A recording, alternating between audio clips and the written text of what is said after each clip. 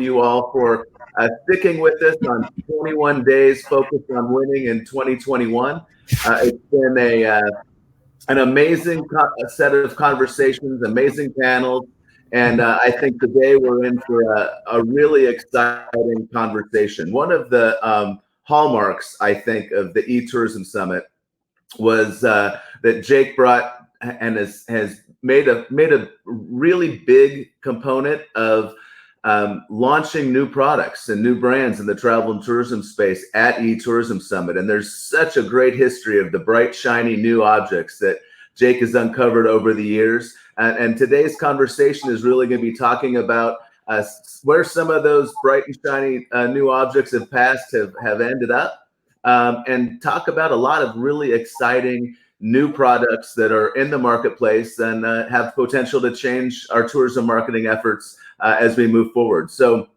again, I'm really excited about this incredible panel and really excited to welcome a new sponsor to eTourism Summit with Samsung Ads. And this is kind of a bright and shiny new entry into the travel and tourism marketing space that again, we're thrilled to have on board at eTourism Summit. So I would like to welcome John with Samsung Ads as our host today and our moderator, and really looking forward to a interesting conversation. So John, thank you so much for stepping up, and thank you to the entire team at Samsung Ads. And I'll hand over the conversation to you. Excellent. Thank you so much for the introduction, Will. And hello to our friends and partners and everyone in attendance today. We've got an excellent session lined up. It's a unique one, a bit different than the ones in the past. We'll be talking about bright, shiny tools that have emerged from COVID. First off, congratulations to eTourism on a big 21st birthday. Now you're of age, we'll have to buy you all around at the next in-person. But at Samsung Ads, we just celebrated our 5th anniversary last month. And we're excited to partner with eTourism as we're continuing to develop solutions and tools specifically for the destination marketing space. Our session today, again, is on new tools and platforms that emerged. And Samsung, the consumer brand, has been around since 1938. And as I mentioned, Samsung Ads has been around for 5 years. But our travel and hospitality team was only born about a year ago. So that lands us square on topic. We're a platform that's built out tools for the destination space, and we emerged amongst the pandemic, right? Albeit it was by accident, but we're in there. But the tools we're building, our clients and our partners have found to be extremely helpful for the destination and tourism space as we're all navigating the intricacies that COVID recovery is presenting to all of us. So if you don't mind, I'm just going to do a quick intro to kind of what we're doing in the space and introduce you to our team. For some background, Samsung Ads is the advanced advertising division of Samsung Electronics. And our travel and hospitality team utilizes the Samsung Smart TV footprint. Think of everyone who has a Samsung TV in their house.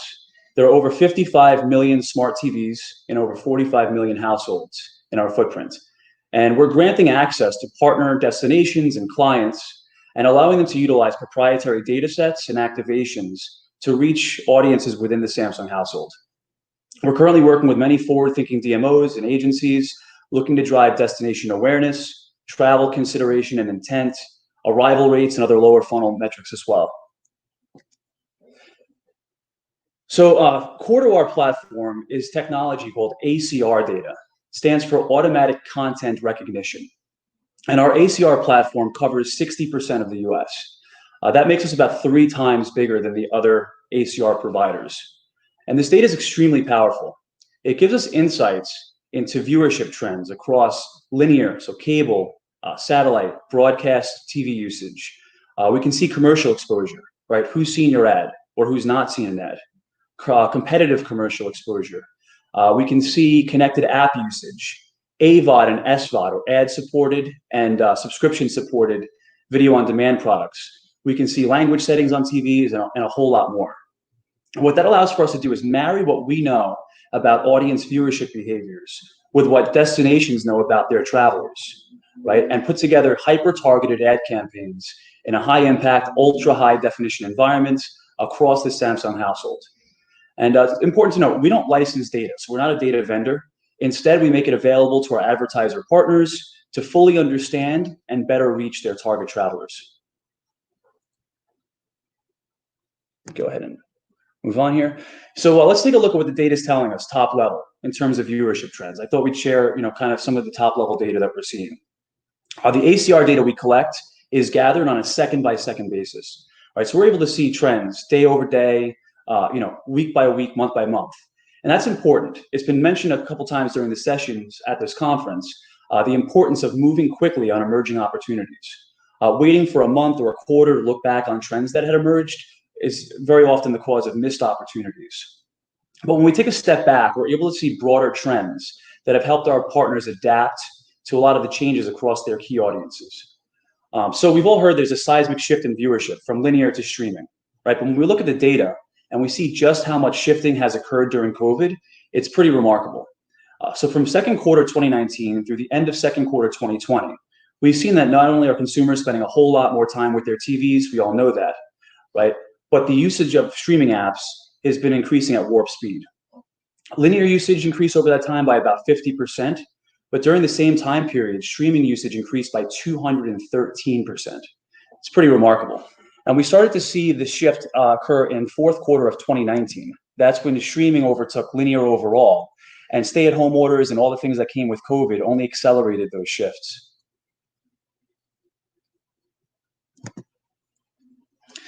And it's not just a portion of the audience that's consuming a whole lot more content, but the changes that we're seeing they're wide-ranging. Our ACR data shows us that 75% of our TV universe, remember that's 55 plus million smart TVs, is accounting for 86% of all streaming time. And that same 3/4 of the audience is only consuming 13% of all linear TV, right? So what that allows for our partners to see is that a heavy up in linear right now is often oversaturating the same audiences with the same messaging, with very little opportunity for incremental reach. While sound investments in streaming with the use of smart data and deterministic data sets allow for us to work with our destination partners to find incremental travel audiences at optimal frequency and eliminate practically all waste at the same time.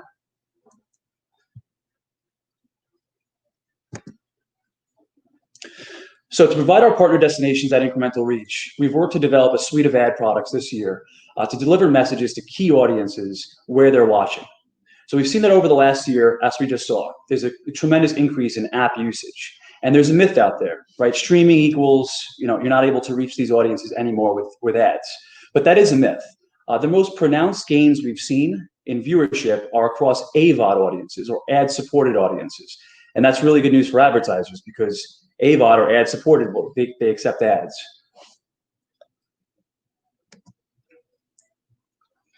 So I've touched on the Samsung platform and some things we're seeing in terms of shifts in media consumption.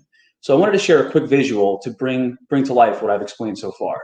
The screen that's up right now is the Samsung Smart Hub, where it's basically TV's version of a landing page. It's displayed whenever a Samsung TV is turned on, and it's really the gateway to all content. This is the screen that allows for our audience to access their linear TV subscriptions, to download and run streaming apps, and to access Samsung's TV Plus, which is our free live linear streaming service that's pre-installed. And that in itself has grown 130+% this year.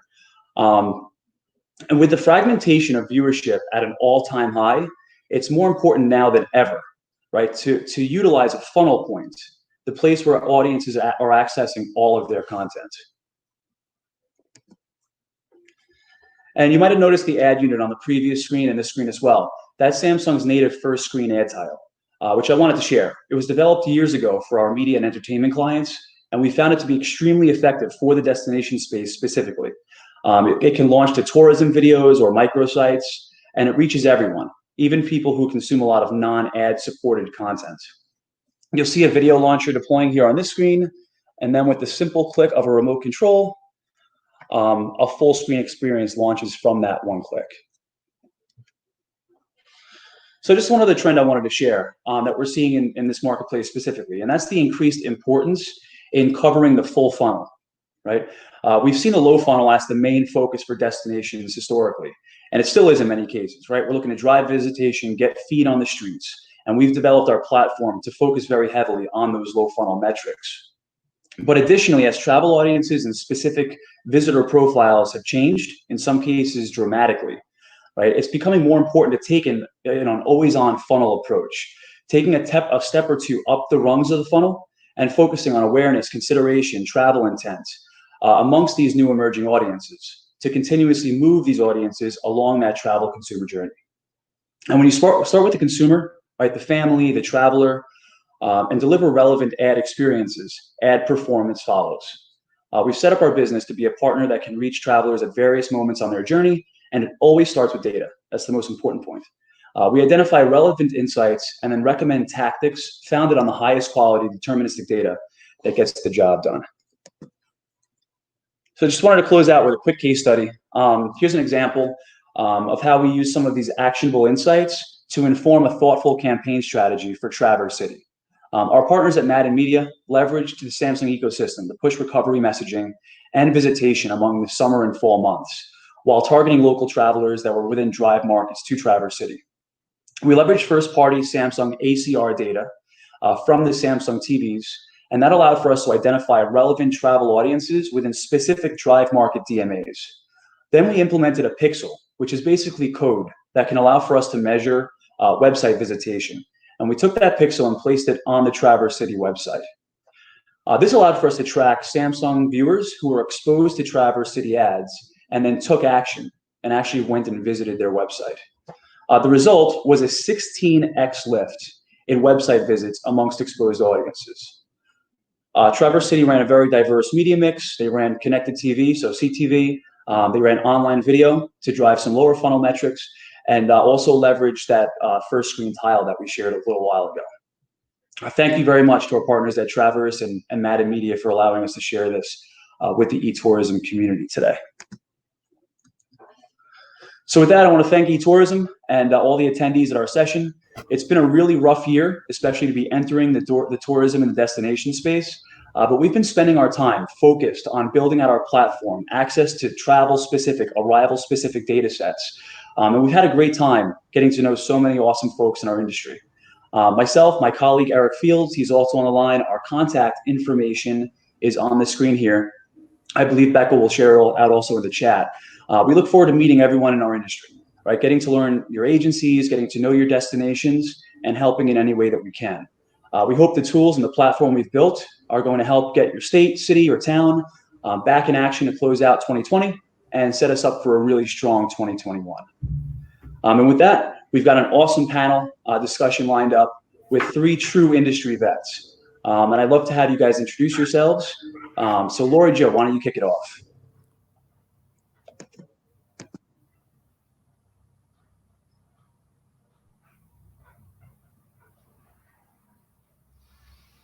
Lori Jo, I believe you're still muted. Here we go. Better? Good morning. Thank you so much, John. I'm a CVB animal. So I started at the Boston Bureau and spent 10 years as the Vice President of Tourism at the New York Convention and Visitors Bureau before NYC & Co. was born. And then I spent a couple of decades in London in the hotel sales and marketing arena, starting with Hilton Hotels, and then back to San Francisco, where a colleague from the Boston Bureau said, San Francisco, and you don't know Jake Steinman? So I made sure that I did. And after introducing myself to Jake, he said, I don't understand what you want because our eTourism Summit is not for the public. And I said, well, let's start writing blog posts. And that's what we did 10 years ago. So I've been working on eTourism Summit since then. And then we had the good idea to start a newsletter 5 years ago, which has now surpassed 150,000 views. It's free. It's for the travel community. It's for the DMOs. And I hope everybody is reading it. So thanks to Jake, he's my idea machine. We're going from strength to strength and keeping this community together between conferences. Thanks, John. Sure, thanks, Lori. Jake, why don't you kick off your introduction? Okay, I'm Jake Steinman. I'm the founder of eTourism Summit 21 years ago, and I've been eTourism Summit was part of North American Journeys, which is basically, we had a tourism marketing and event company, or media and event company that had a couple newsletters, a website, and 6 conferences. And so eTourism was our largest and most successful event that we produced. And part of that of eTourism was actually a session that was similar to Shark Tank. It was called Bright Shiny New Objects. And I know we're going to discuss some of that here, but Bright Shiny New Objects was designed to sort of feature up and coming technology that DMOs really needed to know about, and at the same time give startups some publicity. But instead of the Shark Tank approach, which was sort of trying to intimidate them, we were sort of focused on a more benign approach, and it was more like a dolphin tank than a shark tank, just sort of helping people. So anyway, so that's my intro.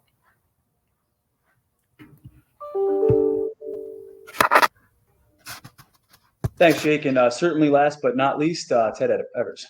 Thanks. I'm Ted Evers. I'm the founder and CEO of TripTuner. We're a visual recommendation engine that helps deliver personalized experiences to travelers based on how they're feeling in the moment. And we provide for DMOs and other travel partners a way that they can kind of engage traffic and also convert that in the short amount of time that you have to capture their interest. Very proud to be a bright and shiny new object alum. We're still bright and shiny, a little bit older, but appreciate the opportunity to share that. My background is in online travel, been online travel for 20 years now. Started my career with Site 59, which was acquired by Travelocity. Jumped over to Barcelona to head up the hotels and packaging business at eDreams in Barcelona before coming back to found TripTuner. Awesome, Ted. I love your site. I had seen it a few months back when I first kind of joined the space. You were on a panel, and I checked out the site. But when we connected a couple of weeks ago, if you see like hours of engagement from a Samsung device somewhere in New York, it's me. I've been playing with those tuner toggles, and it's a great site, very creative and very useful. Thank you.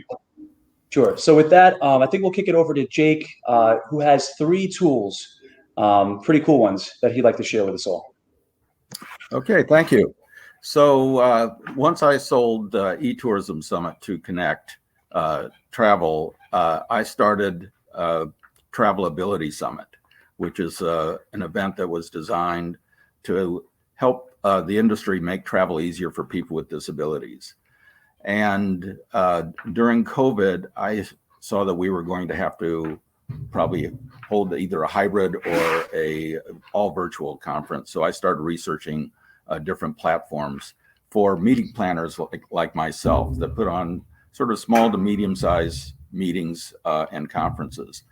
And so I found, and we sort of developed a virtual conference about virtual conferences, which was going to be a practice event for Travelability Summit, where we featured 8 platforms and 8 tools. And what I'm going to show you today is 3 of those 8 tools that we found that had sort of 1-minute explainer videos that I thought might be very useful for marketing purposes and for either marketing the destination or the brand, or it would be for meeting planners. So the first one is called Switch It, and Switch It is basically a video business card, and we're going to show how someone from a company called C7 Creative uses Switch It.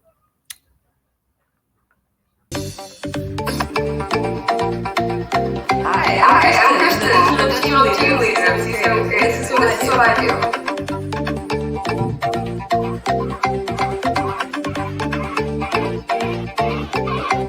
My workday consists of actively managing over 200 projects for 3 C7 Creative locations.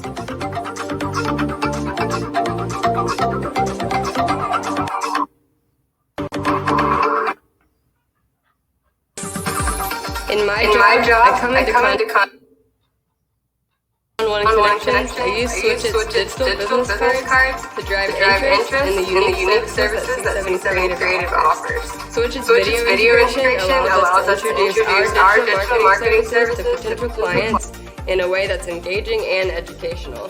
Also, the contact management feature makes following up with clients easy to do. I'm Kristen. I use Switchit, and this is what I do.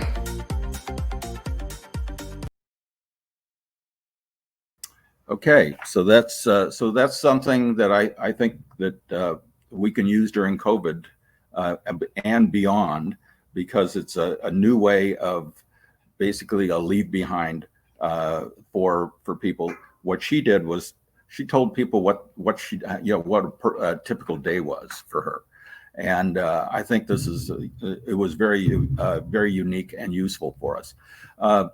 The other thing I noticed about Travelability Summit is we've had to become very sensitive for people with different types of and accessible for people with different types of disabilities. And so we needed to focus on something for people who had hearing impairment or who were deaf. And so a lot of companies need to do that because of the ADA laws. And so they have to find closed captioning. So I was looking for closed captioning, different providers and tools, and I happened across Wordly. Now, Wordly not only does closed captioning, but they have an AI version of translation, closed captioning translation in 18 different languages that are completely instantaneous. And for those of you who are trying to reach international audiences with a virtual event, this is absolutely ideal.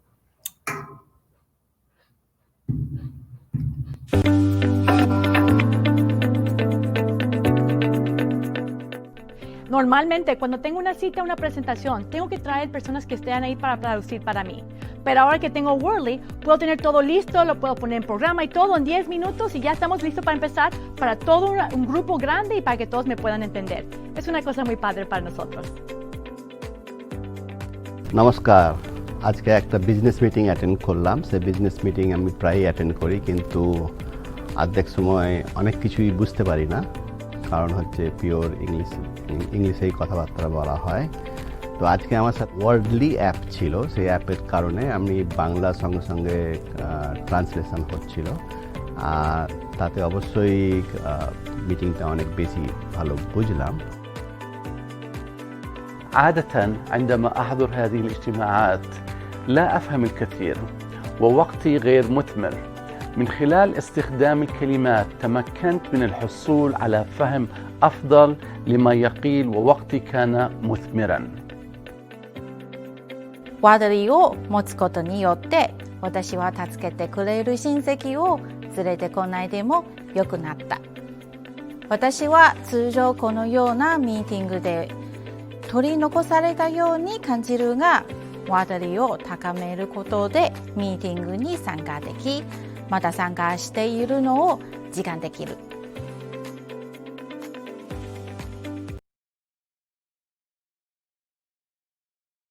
So the next cool tool I found, which is completely free, and actually Switchit is free.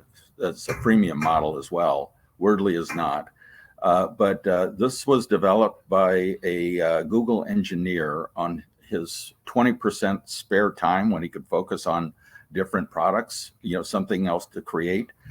And this is a roulette wheel. It's a digital roulette wheel that you can use for virtual conferences, for meetings, for live presentations and conferences, and it's called Wheel of Names. And so Becca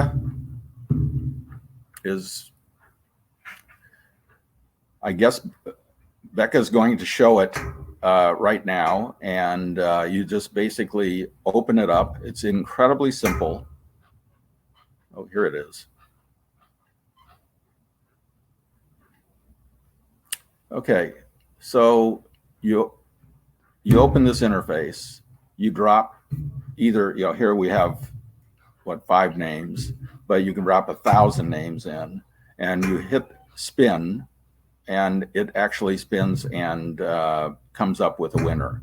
And it's incredibly simple, and there are a lot of use cases for this, because usually when you have a raffle at the end of something, or you have a some sort of a giveaway that you want to basically impose, and this is an ideal tool for that. So those are 3 tools. There's another one I found. We didn't have the video for it. It's called Loom, and Loom is like we have like phone text messages. Loom is a platform for video messaging. So it's just short form videos where you basically can just send it as a text to someone, or you can send it as an email. So that was the other tool that we featured. But those are 4 tools that I thought that were pretty cool, affordable, and would be useful for the travel industry. Excellent. Thanks for sharing those with us, Jake. Congrats, Ted. You won. So back in 2011, that's when TripTuner launched, right? Just as the travel industry was starting to recover from the recession. So we'd like to hear Ted talk a little bit about TripTuner launching in 2011, coming out of a recession, and what's happened with your business since being featured in eTourism as the bright, shiny tool back then. Sure, thanks. First of all, I want to thank Jake again for having me as a bright and shiny new object. It is indeed a little bit more like a dolphin tank than a shark tank, but I want to assure everyone out there that no dolphins were harmed in the process. So, what I'm not getting though is that, but I'm also an object. So Jake, I don't know, the two things, you got the dolphin thing going, but yet I'm being objectified. I don't know, but anyways. So yeah, we started back in the last Great Recession. I was kind of a glutton for punishment, but I bootstrapped the startup after returning to the U.S. from being in eDreams, and really what it enforced was kind of a rigid discipline in terms of our approach to the business, and a lot of testing, and really trying to build something that people would use. So after launching a first version just to get some feedback, we got some good qualitative feedback, but it wasn't really, you don't really know until people would actually buy something or take on some other significant action. So the whole challenge is to get traffic and visibility. And so I thank Jake for the chance to kind of share what we're doing with a lot of the US DMOs that we've been able to help engage and kind of activate their traffic over the years. Of course, you're asking a founder to talk about his business, so I can take up the last 40 minutes here. But Becca, I don't know, we do have a 60-second video that shows what we've done over the last 9 years since we launched in October 2011. So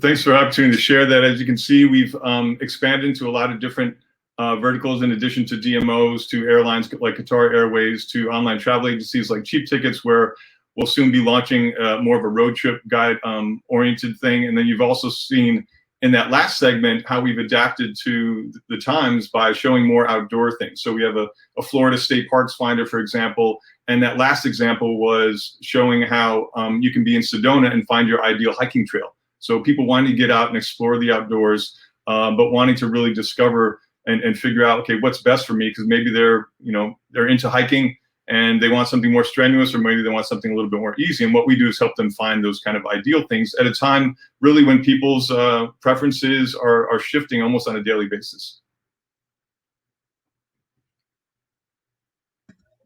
Ted, has your user interface shifted at all due to COVID? Well, I would say that I would say like the content mainly has changed. So like I was mentioning, with the, there's more drive type destinations.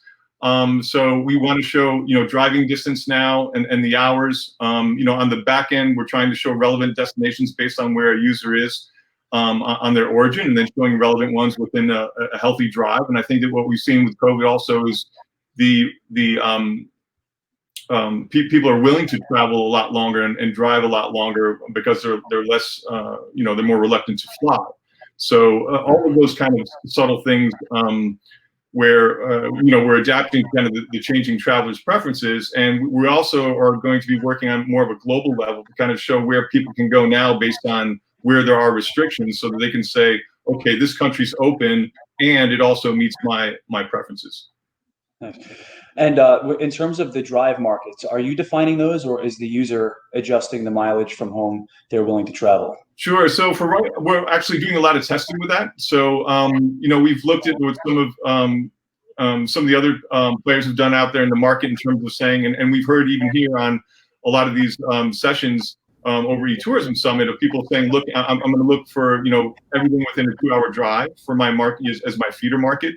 But a lot of people, the big thing, if I had a dime for everyone that said, I'm going to rent an RV and drive out west, I'm on the East Coast, I'd be a wealthy man. I mean, so we're testing, we're going to roll out, we made some assumptions to start with, and then we'll test and see based on what the engagement is with a lot of those destinations. But that's absolutely a possibility. We could have a range, and in some of our implementations, we have a kind of a near far type slider. So people can, whether they want to go someplace more further flung. And then the other thing is, we've got a slider that says remote or urban, and with people wanting to get more space, that remote one's a lot more popular these days, as you might imagine. Yeah, when you're saying that, I imagine the tuner going, quick drive or road trip.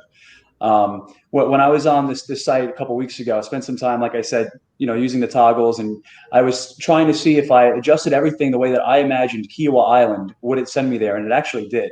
I was really surprised. It was in the top 3 when I toggled things that are relevant to the destination. Go ahead.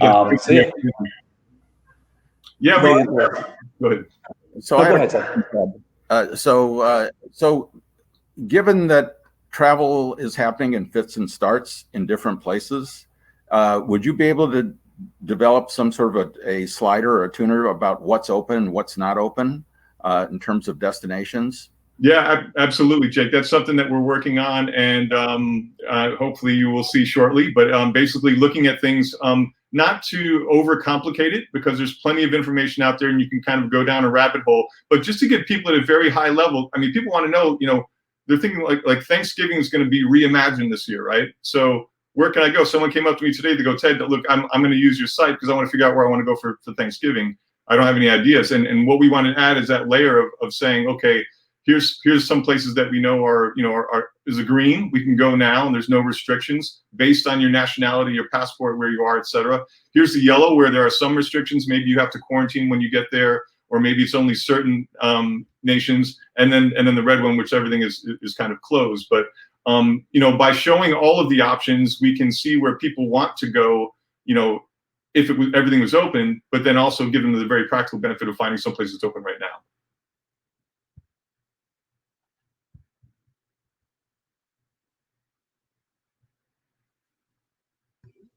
Sorry, I had trouble finding the unmute button there. Thank you very much, Ted. That was a great intro to TripTuner. Love the product, love the site. It's really excellent. In addition to TripTuner, there were some other really successful, bright, shiny tools featured at past eTourism events. So Lori and Jake are going to talk about 3 in particular that were launched at previous events and how they've developed since being launched at eTourism conferences. Well, thanks, John. Jake used to spend quite a lot of time on the phone over the summer looking for these individuals who had new ideas, and then we'd bring forward several of them, 4 or 5 of them each year. And some of the ones that have stood out and are very much now a part of the eTourism Summit community, in addition to TripTuner, are the following ones. And you might want to let us know in comments if you're using any of these at the moment, or if you'd like more information about them. The first one being Bandwango, which came along in 2015 as a bright new shiny object to the eTourism Summit. If you don't know Bandwango, it empowers destinations to uniquely appeal to various visitor types by engaging them in experiences through a mobile phone. So that in turn gives the destination marketers a wide variety of data to analyze so that they can redeem and use that data to spot trends and track leads and improve the economic impact of those activities. So that's the quick description on Bandwango, which we introduced in 2015. Jake found Mo, and they're very much a player today. Jake, any comments about Bandwango? Well, they've become sort of a Bandwango has evolved into a kind of a platform for attractions and different restaurants to offer special deals for on a destination website, and they organize the entire thing and set it all up. And as more and more destinations try to find uses for their website to drive traffic, I think Bandwango's been a very affordable opportunity for people. So I'm really proud of Mo and how he's built this out, and he started slowly, and I think he's found some investment recently as well. So he's done a great job. It's all about the founders, and at the end, it's about the founders and how they manage the growth and how true to the DMOs they are. And I think that's what he's been. So the way that's worked over the years at the eTourism Summit, when we were not virtual like this, we'd bring these guys in and Jake would say, look, I spent the summer searching everywhere and talking to people, and you are one of the ones who stood out as a bright new shiny object. So we're going to give you the stage for a few minutes. You're going to introduce your new idea to the eTourism Summit community live and in person, whatever that was. Remember those days? And then they vote. And, these guys, some of them totally flopped, for sure. And there have been a few just amazing survivors coming out of it. So we wanted to spotlight them now because, necessity is the mother of invention. And here we are with a lot of new needs that are going to certainly bring out some new models. And we don't know what they all are yet, but we're having a look. We'll be in a very different place next year for the eTourism Summit, year number 22, and we hope we'll be bringing some of those bright new shinies to everyone. So the next one was, funny enough, introduced the same year, 2015, and that was CrowdRiff. And you might want to drop a comment in the notes if you're using CrowdRiff, because I know a lot of DMOs are using them. They bring together the UGC, the digital asset management, and a media hub and functionality into a single modern software tool. So the DMOs can source high-quality user-generated content and publish impactful visuals for all their channels. So that can guide them in making content decisions. Now they're up in Canada, right, Jake? They're in Toronto. Yes. And a lot of people have met them at eTourism Summit, not only in the year they were introduced, 2015, but they've been coming back every year, as has Bandwango, building audience and become super popular. Jake, any more thoughts on CrowdRiff? So CrowdRiff I found through Josh Collins. And so the secret sauce to finding these new companies, we're really finding the early adopters and the forward thinkers that were willing to try new ideas. And people like Ted, I think, found out who they were, and they were the test cases and prototypes. And in a lot of cases, they weren't charged anything, but they were use cases and guinea pigs. And so I think CrowdRiff really exploded because they were once they got off the ground, I think we were the first sort of conference that featured them in a big way, and just to the DMO industry. And after that, they sort of blew up. They got a lot of investment, and they were able to scale themselves really well. And it's a fairly large success story right now, and they've done a terrific job. And again, it's the founders, and the founders that are understand how to market to the destinations and to keep their true north, which is going to be around what destinations need to drive business to their cities and states and countries. I think it would be apropos to say at this point, as Jen has said in the notes here, that eTourism Summit has always been a community. If you want to know more about some of these tools that your fellow DMOs are using, talk to them. Jan says here that Bloomington, Minnesota was one of the very first clients at Wango as a result of being at the eTourism Summit. They have fantastic products and services. So feel free to speak to your peers if you want to know more about these. Now, a few years came and went, and we look at 2018 when Lumen 5 really took the audience at surprise. I think this was a really interesting one for people that Jake discovered. Lumen 5 turns content into video. It combines powerful AI tools with a simple drop and drag interface to create professional video. No experience needed, and you can do it in minutes. So that was Lumen 5 2 years ago. Jake, thoughts on how you found them? I found them at Esto, actually. So they were featured at Esto the year I was there, and I think it was 2018 in the summer. And I wasn't there when they were featured, but Martin Stoll texted me after he saw them. He said, you have to see these guys. These guys are, this was the most amazing thing. People were completely enthralled. So I contacted them, and they, saw what they had, which was basically a DIY form of video that was inexpensive. I think it was free actually at that point. And you could create, and they had developed a way to take photography and turn it into a video based on, and you could use your own photography, or the algorithm would go out and find basically licensed photos on the internet that they would just import. And so I thought this was a real breakthrough, and those people were immensely talented. And I haven't been involved with it in a couple of years, so I don't know where they stand right now. But it was a fantastic product to be able to feature. Okay, and then, you mentioned Martin. He was from Sparkloft. That's another vendor who's a longtime ETS pal. And then Jen also mentions CrowdRiff here. Terrific product. We love it again and again. Found it at the eTourism Summit.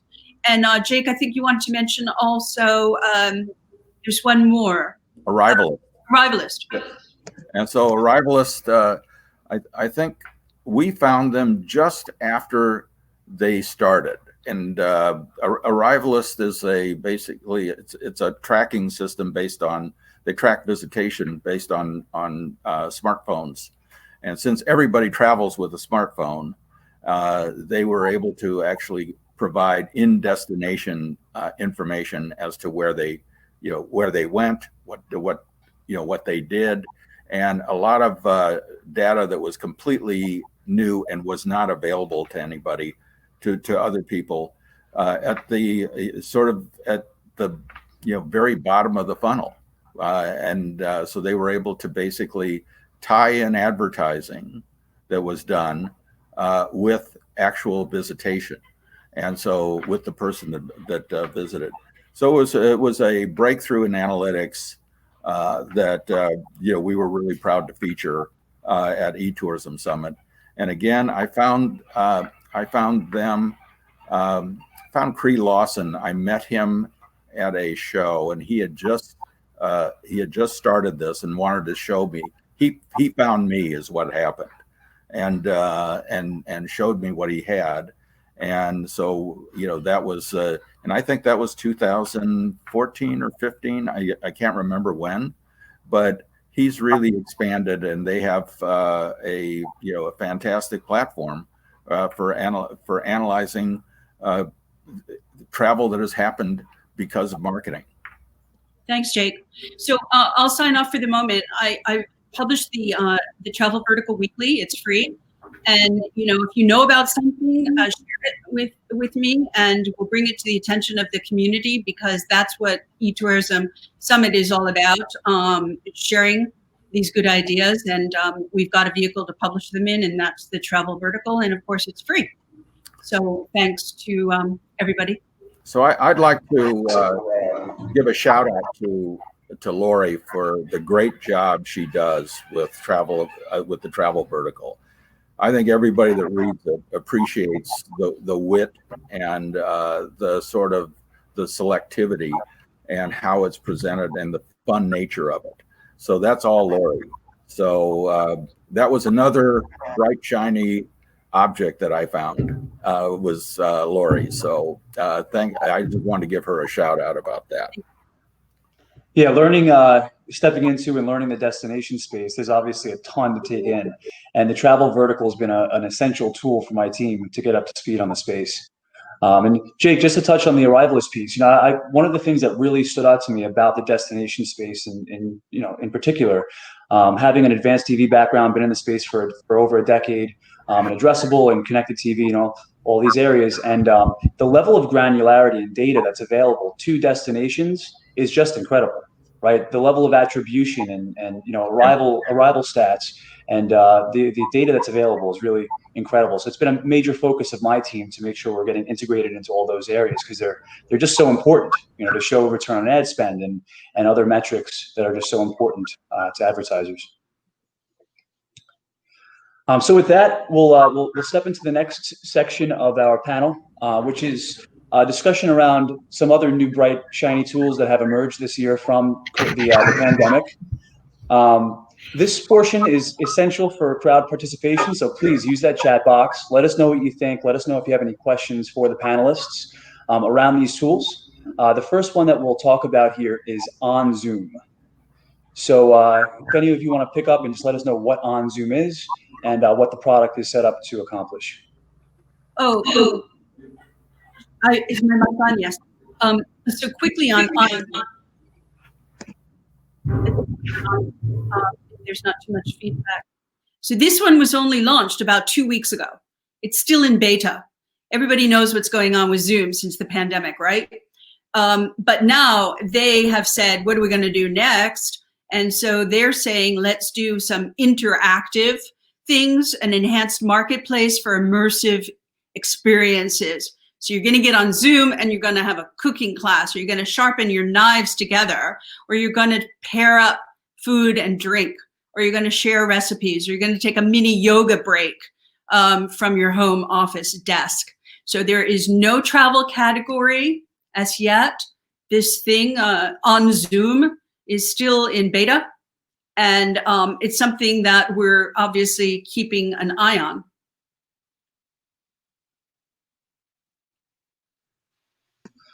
Do we see any opportunity for destinations or travel companies specifically to leverage this type of technology?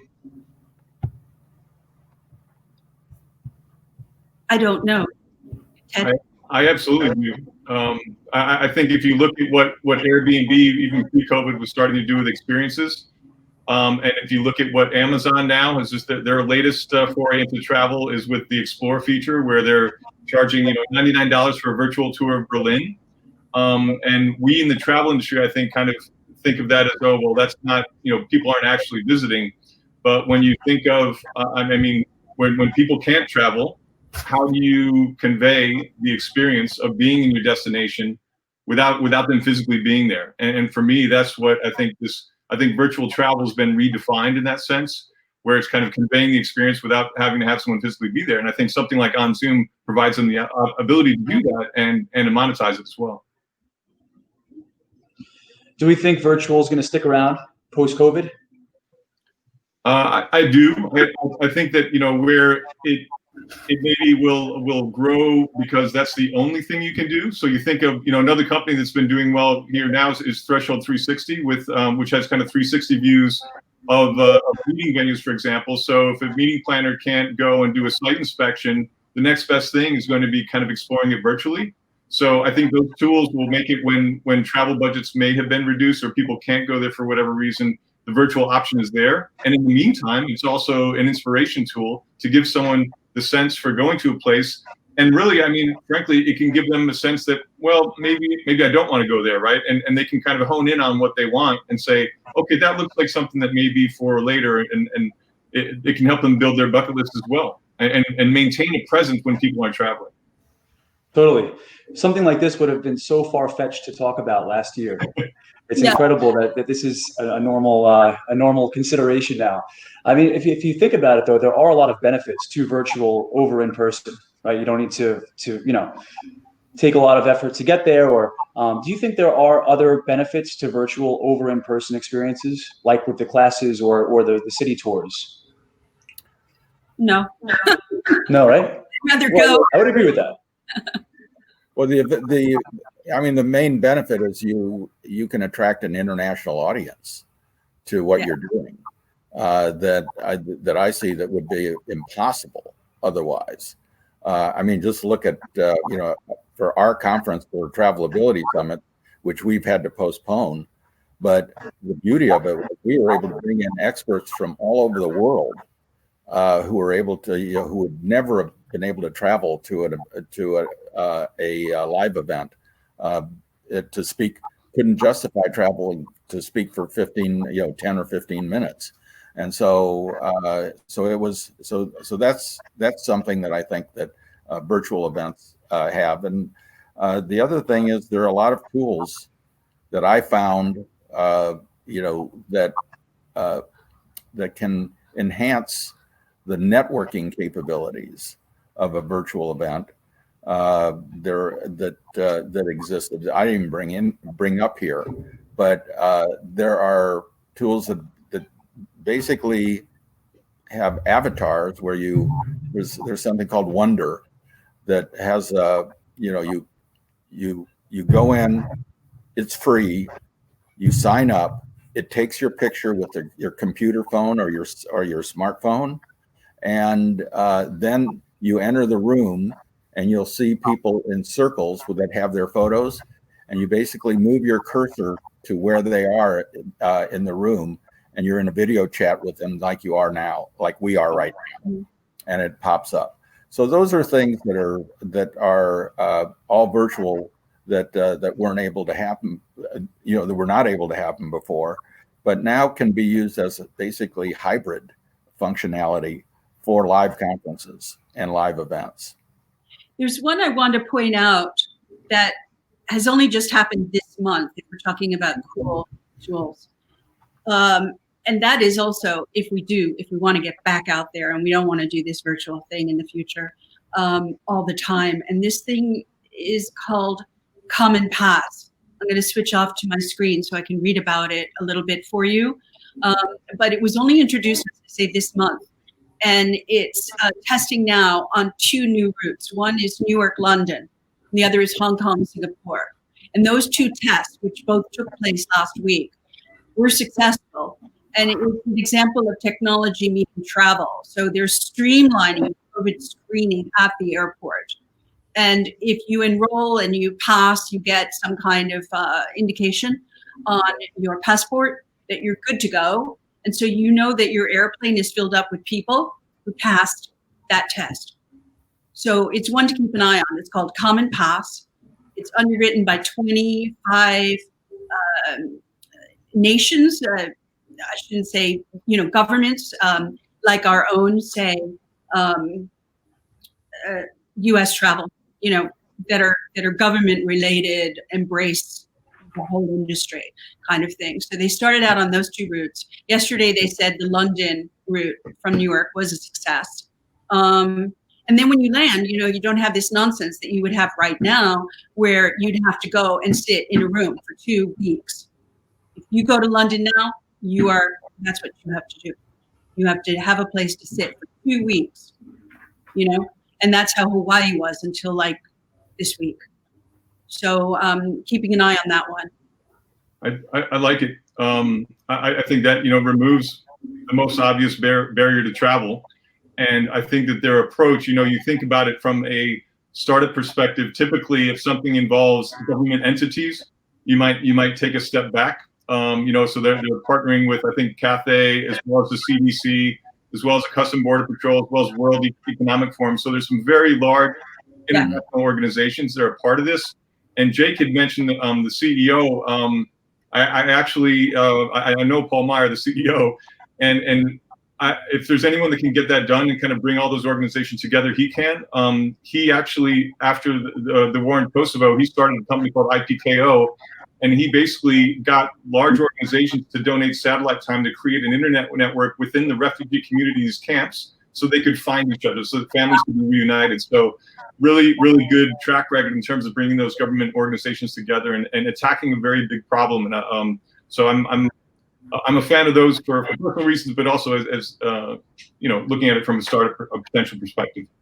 Well, I think this is a breakthrough.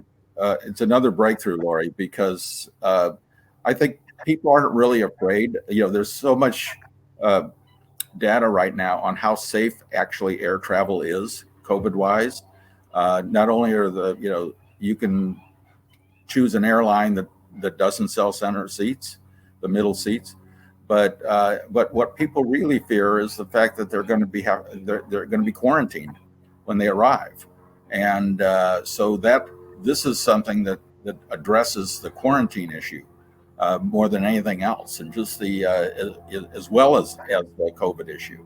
And so I think if they can scale that, it will bring back travel. I don't know how they're going to price it, what their business model is, but so I'm assuming that's Lori, is that somehow tied to testing mechanisms before and after they get off?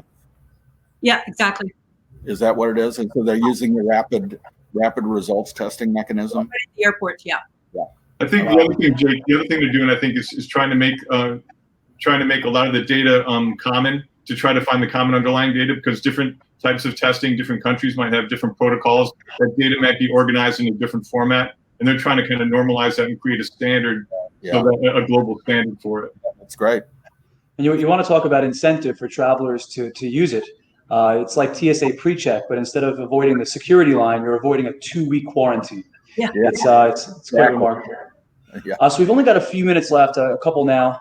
Do we want to jump to Verdi and talk about what they're doing for the accessibility space? I don't know enough about to do that real quick. So there might be some more interesting ones there that others want to get onto. Okay, excellent. So John, do you know about Verdi? Because I was not familiar with them. Yeah, so Verdi, it's a software tech company that they have kiosks for contactless, seamless interactions. They're looking to automate a lot of the front of house tasks that are being done by front desk staff and things, automating a lot of that to focus their staff on improving the guest experience through COVID. But if we can move over to Ocean Orbit, if you're all familiar with that, or Thayer. Well, yeah, we've only got a couple minutes left. So, but Ocean Orbit is specifically designed for a COVID-free cruise experience. And so clearly, that's a huge space. And until we've got that solution, we're going to be stuck in the cruise industry. But that one is going to be one to watch, Ocean Orbit. So I won't now, but happy to talk about it in the travel vertical if people are super interested. And the other thing to watch is Thayer Ventures, Thayer, which has now got 175 million in a funding round that occurred last week. There are 5 big players in there, and they're looking all over the place to spend that $175 million. And they will do in the next 8 to 12 months. That's there. Excellent. So I believe we're right on time. Thank you all for a great session, a great panel, some really awesome, shiny tools. And thanks for having Samsung Ads on. Thank you, everybody. Your shiny tools in the future. Thanks, everyone. Thank you.